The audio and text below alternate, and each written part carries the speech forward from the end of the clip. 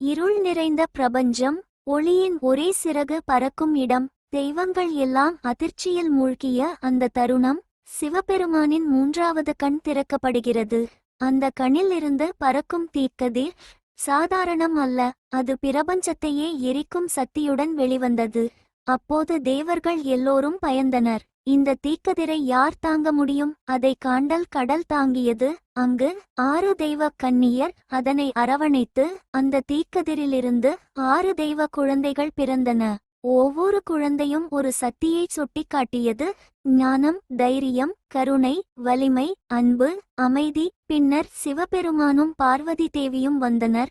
அந்த 6 குழந்தைகளை ஒன்றிணைத்தனர். அப்போது உருவானார் ஆறுமுகன். மனிதனின் 6 உணர்வுகளையும் 6 பாதைகளையும் ஒருங்கே வழிநடத்தும் தெய்வீக சக்தி. இந்த மர்மம் இன்று கூட உலகை ஆச்சரியப்படுத்துகிறது. தீயிலிருந்து பிறந்த ஒளி, அறிவின் வடிவில் அவதரித்தவன் முருகன்.